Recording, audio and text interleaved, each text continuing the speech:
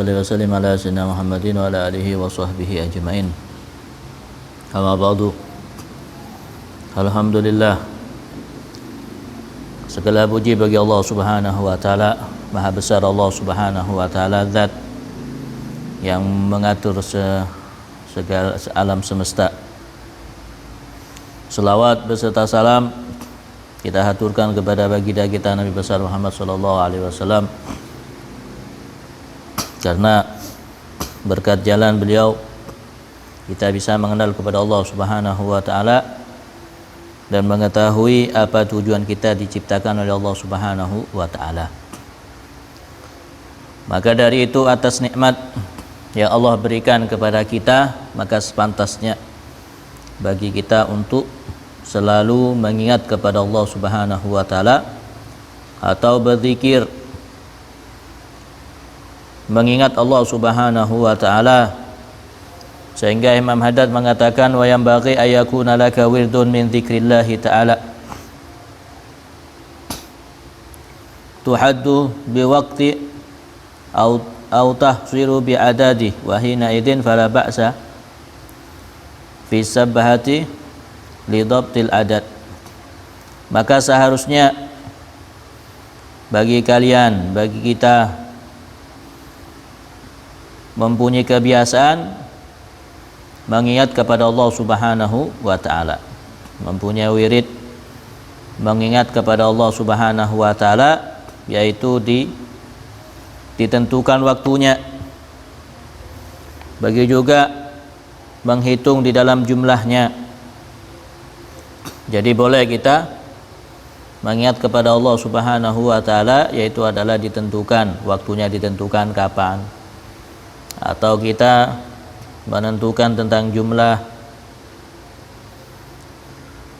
atau yaitu adalah demi menjaga di dalam kedisiplinan kita di dalam mengingat kepada Allah Subhanahu wa taala, yaitu demi kepedulian kita mengingat kepada Allah Subhanahu wa taala. Maka boleh, yaitu adalah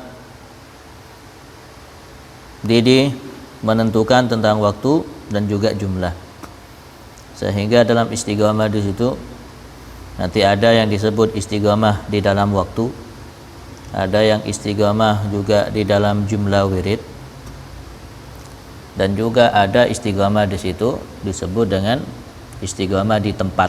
Maka itu juga dikatakan istiqamah. Istiqamah tempat, istiqamah waktu, dan juga istiqamah jumlah.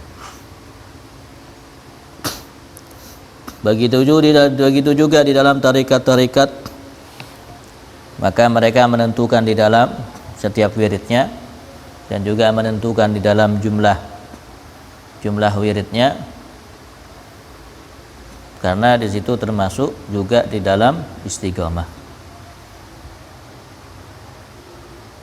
Rasul sallallahu alaihi wasallam juga menentukan di dalam di dalam zikirnya, seperti yang disebutkan dalam hadis bahwa tidaklah Rasul sallallahu alaihi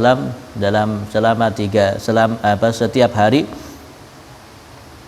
membaca istighfar kepada Allah Subhanahu wa taala, yaitu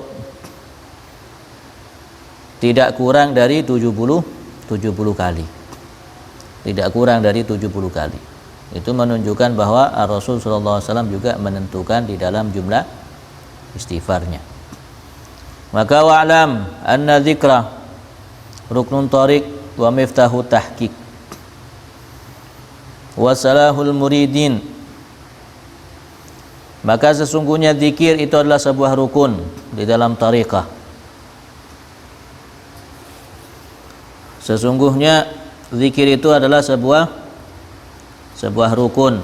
Jadi kalau orang punya zikir, dia bertarekat tapi tidak punya zikir, berarti tidak sah tarekatnya. Dan juga adalah wa miftahu tahqiq,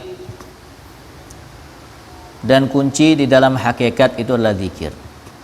Orang yang tidak berzikir kemudian dia bilang sampai kepada Allah Subhanahu wa taala, maka kadzab, itu bohong. Sehingga secara keseluruhan itu bisa disebutkan bahwa yang disebut dengan rukun thariqah. Rukun thariqah maka harus ada syekh. Kemudian ada zikir. Kemudian ada bai'ah. Kemudian ada adab.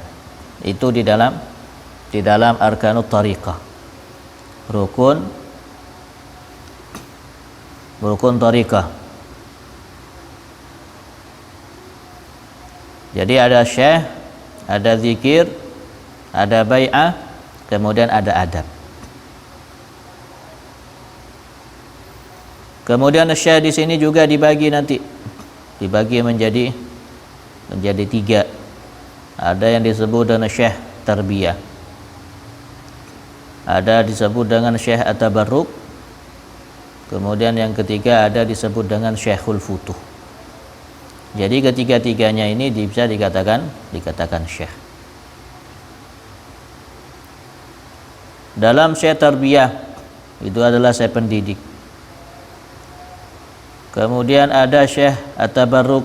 Syekh tabarruk di situ adalah kita cuma mengambil tabarukan kepada seorang syekh. Maka ini syekh tabarruk ini adalah umum. Kemudian ada syekhul futuh, maka ini adalah tertentu. Di dalam zikir itu dibagi menjadi 2. Ada cara sir, zikir dengan cara sir. Zikir dengan cara sir itu adalah zikir tidak dikeraskan, zikir dalam hati, itu disebut dengan sir. Dan ada zikir disebut dengan zikir jahar.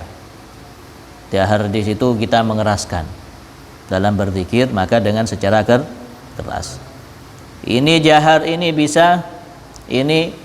dilakukan oleh para pemula di dalam berzikir, karena di dalam jahar ini akan membutuhkan takalluf, memaksakan diri untuk berzikir. Kalau sir maka ini adalah bagi seseorang yang sudah terbiasa di dalam zikirnya.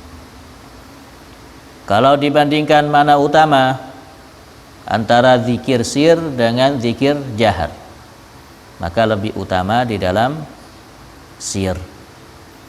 Kenapa? Karena menghilangkan kepada riya. Itu kalau zikir bisir. Tapi bisa digabung.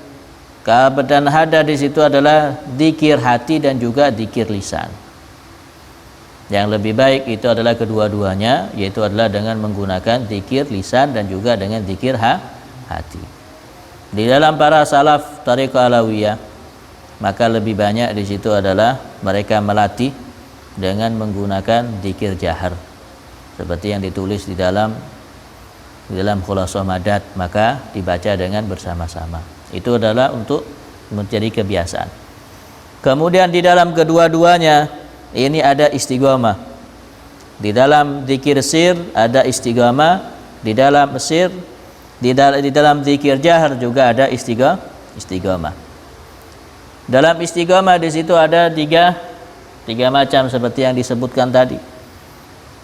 Ada istiqamah bil makan, yaitu istiqamah tempat.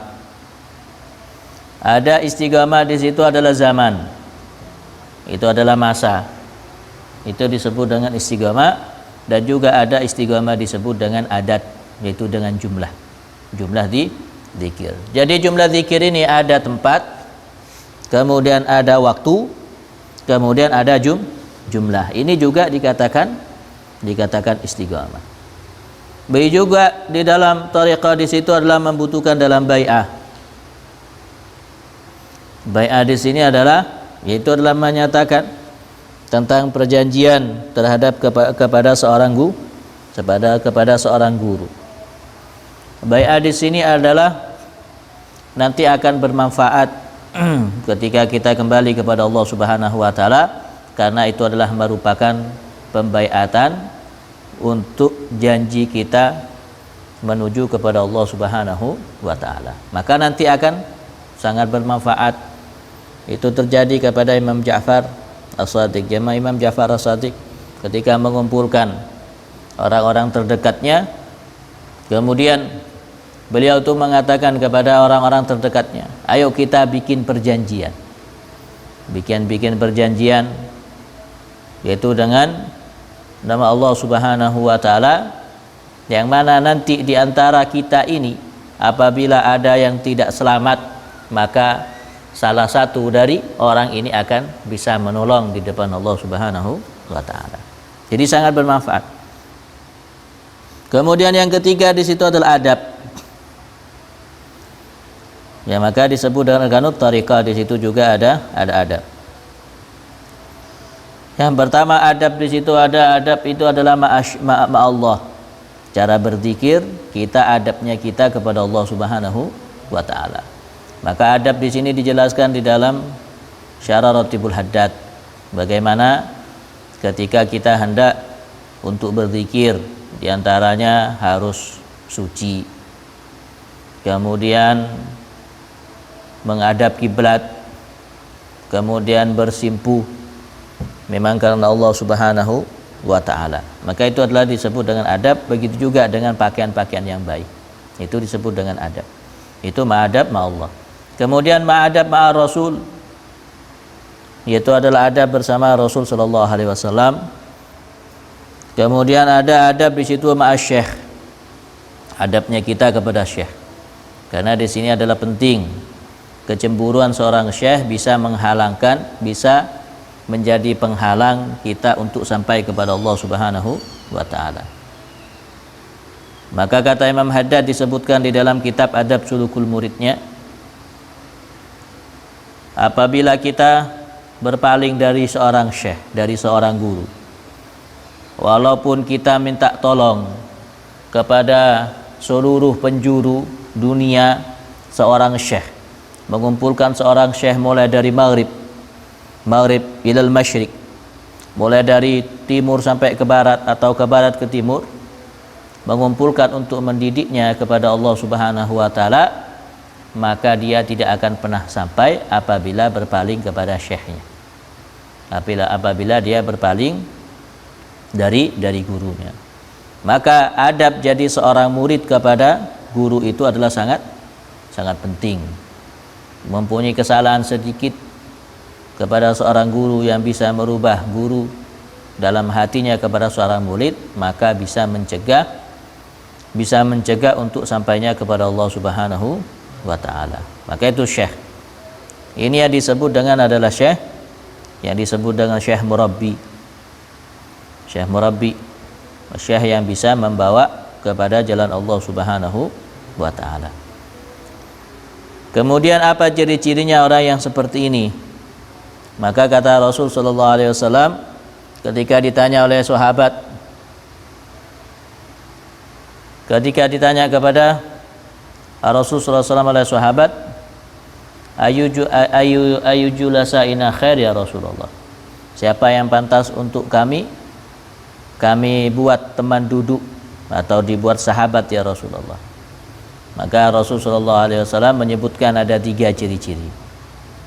Yang pertama kata Rasul sallallahu alaihi wasallam, apabila engkau melihat kepadanya maka bisa mengingatkan kepada Allah Subhanahu wa taala. Dan banyak kita melihat kepada seseorang, melihat aja kita sudah mengingatkan kepada Allah Subhanahu wa taala. Itu yang pertama. Kemudian yang kedua di situ adalah pembicaraannya, maka selalu keluar ilmu. Pembicaraannya itu adalah keluar ilmu. Kemudian yang ketiga, dan ilmunya ini adalah bisa mengingatkan kepada akhirat. Mengingatkan kepada akhirat. Jadi 3-tiganya ini. Jadi bukan pembicaranya di sini adalah masalah-masalah tentang keduniaan, bukan. Betapa banyak ulama-ulama akhirul zaman kita duduk bersamanya bukan malah menambahkan dekat kepada Allah, justru malah menjauhkan kepada Allah, justru bisa menambahkan di dalam urusan dunia. Banyak. Sekarang betapa banyaknya sudah dimanfaatkan agama kepada politik. seharusnya kita mengingat kepada Allah malah bisa mengingat kepada calon-calon. Kalau zaman dulu orang-orang datang kepada ulama memang betul-betul bisa membersihkan hati. Datang ke ulama, maka oleh ulama dikasih amalan untuk bisa dekat kepada Allah. Dikasih sholawat, dikasih dikir-dikir dan sebagainya, sehingga dia pulang dengan membawa amalan-amalan yang bisa mendekatkan kepada Allah Subhanahu wa ta'ala. Kalau sekarang beda, kita datang kepada ulama kadang bukan dikasih zikir untuk dekat kepada Allah, malah dikasih stiker. Nah, dikasih stiker, jangan lupa nanti jeblos ini, bukan malah mendekatkan kepada Allah Subhanahu wa ta'ala. Justru kita suruh memikirkan di dalam urusan dunia. Bagaimana kalau sudah ulamanya yang mempunyai penyakit, lantas kita yang penuh dengan penyakit mau periksa kepada dokter yang sakit, pulang bukan tambah sembuh malah tambah sakit. Itu akhir zaman. Maka hati-hatilah kita di dalam periksa. Apabila obatnya itu bisa membawa kepada akhirat, berarti itu adalah dokter yang baik. Kalau sudah membawa di dalam urusan dunia, berarti itu sudah bukan, sudah jangan periksa ke itu, cari yang lain. Ya, karena Allah Subhanahu wa ta'ala masih banyak mengutus di sepanjang masanya orang-orang yang baik yang bisa mengenalkan kepada Allah Subhanahu wa ta'ala. Maka tidak pernah memutus. Setiap ada orang yang sudah wafat, maka Allah akan memunculkan. Setiap ada yang wafat, maka Allah menggantikan orang-orang yang baik seperti itu. Jadi masih belum ditutup jalan untuk menuju kepada Allah Subhanahu wa ta'ala. Tinggal bagaimana kita memilihnya. Maka kita sebenarnya alhamdulillah bersyukur kepada Allah Subhanahu wa ta'ala.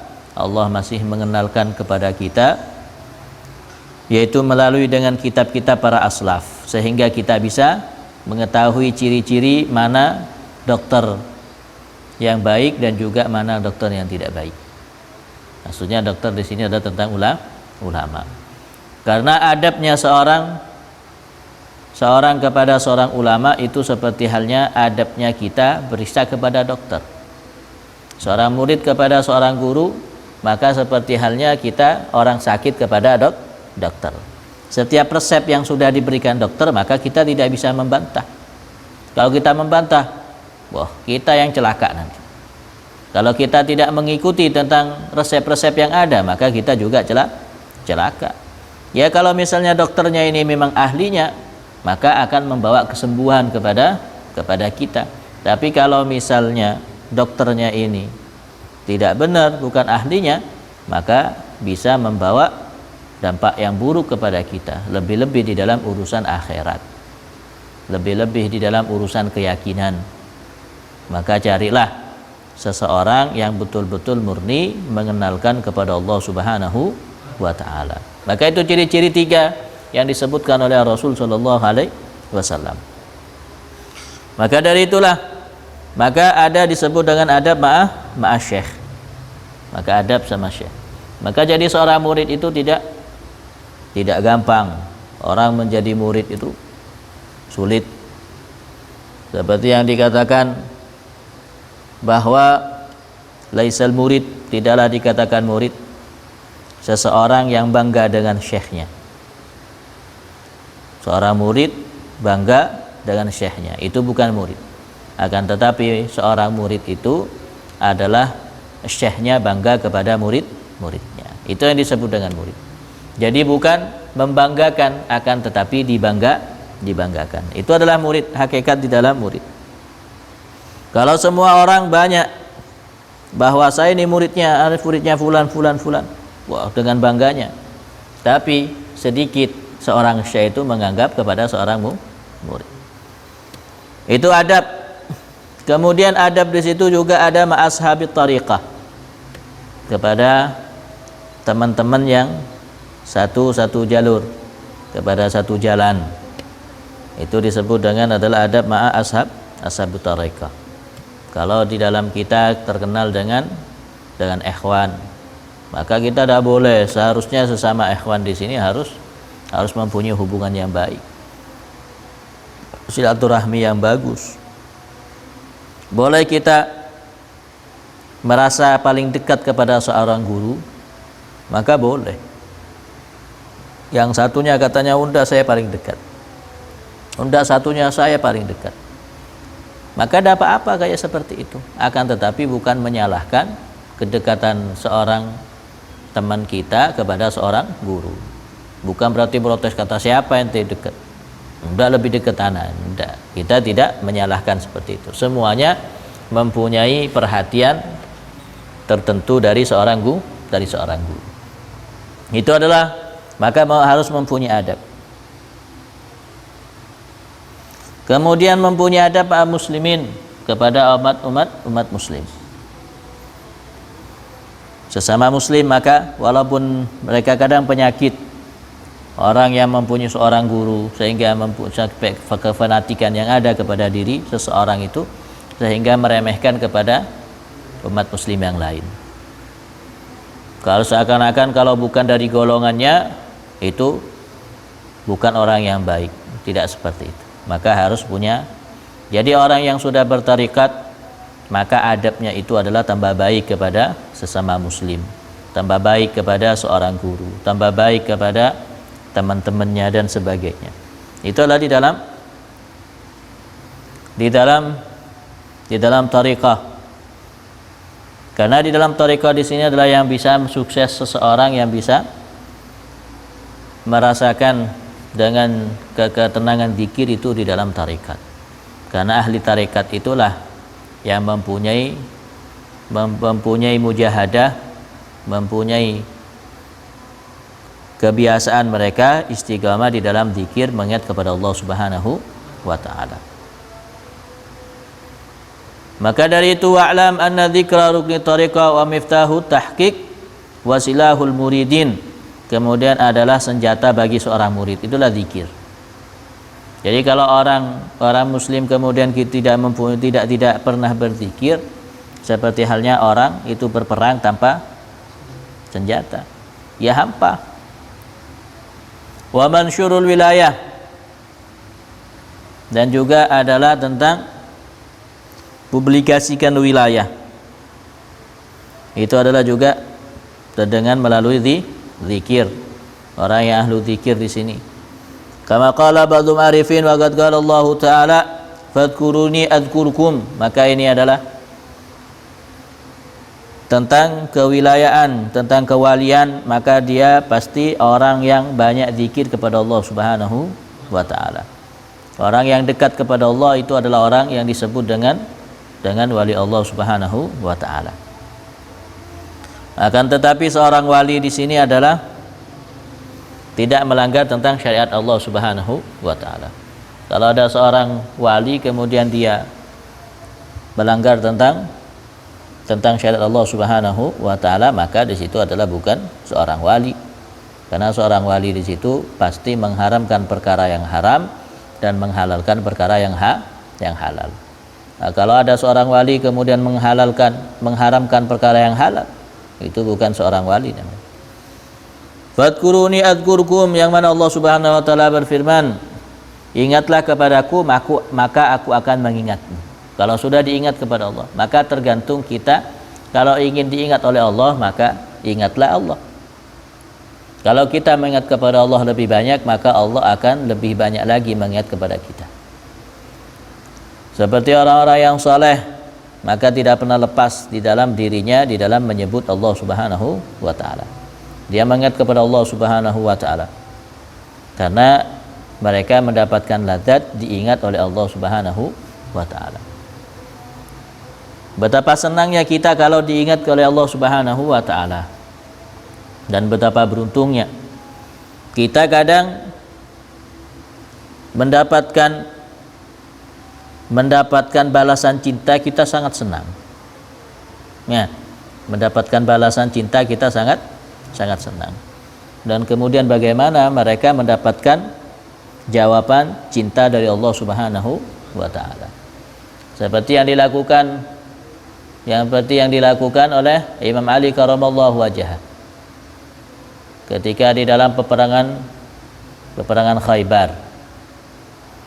Di saat peperangan Khaybar, di saat Rasul sallallahu alaihi wasallam ingin memberikan bendera sebagai tanda pimpinan pasukan di perang Khaybar, maka Rasul sallallahu alaihi wasallam mengatakan kepada sahabat, besok, kata Rasul sallallahu alaihi wasallam, aku akan menyerahkan bendera ini kepada orang yang mencintai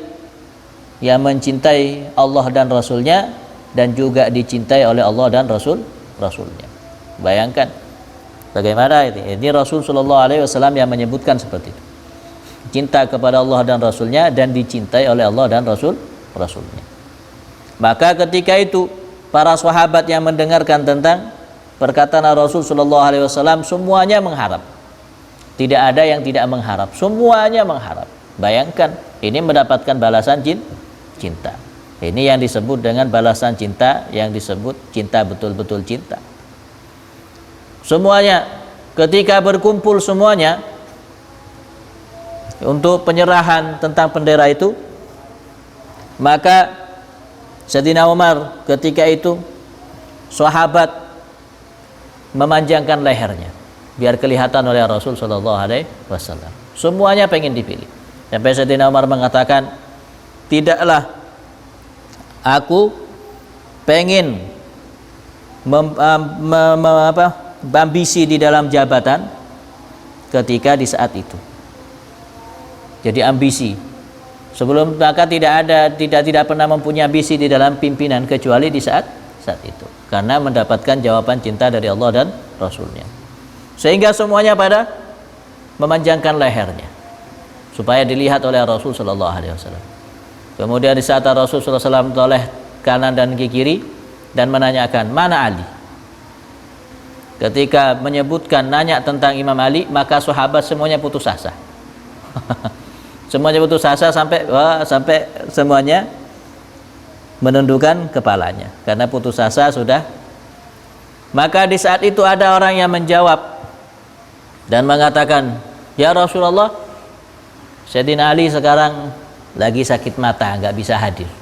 Wah, di saat orang ada yang menjawab seperti itu, maka sahabat semuanya tadi bangkit dari putus asanya itu karena sudah tidak ada Imam Ali kata itu. Maka dia langsung mengangkat kepalanya. Barangkali dari antara mereka lah yang dipilih sebagai gantinya. Maka kemudian Rasul sallallahu alaihi wasallam panggil Ali, suruh ke sini. Maka sahabat langsung putus asa lagi.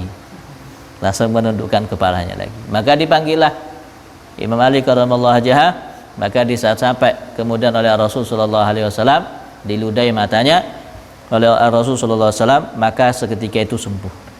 Sehingga kata Imam Ali mengatakan, aku tidak mendapatkan penglihatan sebelum-sebelumnya seperti yang sudah diludahi oleh Rasul sallallahu alaihi wasallam. Itu adalah Imam Ali karramallahu wajhah. Maka seperti itulah orang yang betul-betul yang mendapatkan balasan cinta dari Allah dan Rasulnya. Maka kita juga, siapa yang tidak kepengin seperti itu?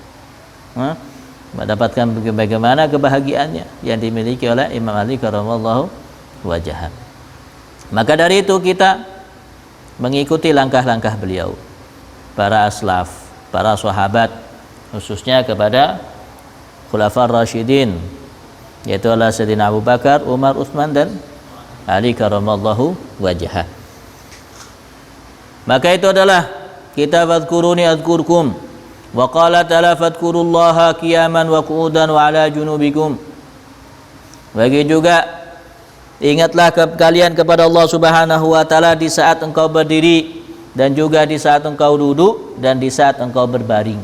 Maka mengingat kepada Allah. Ini menunjukkan bahwa kita bebas di dalam mengingat kepada Allah.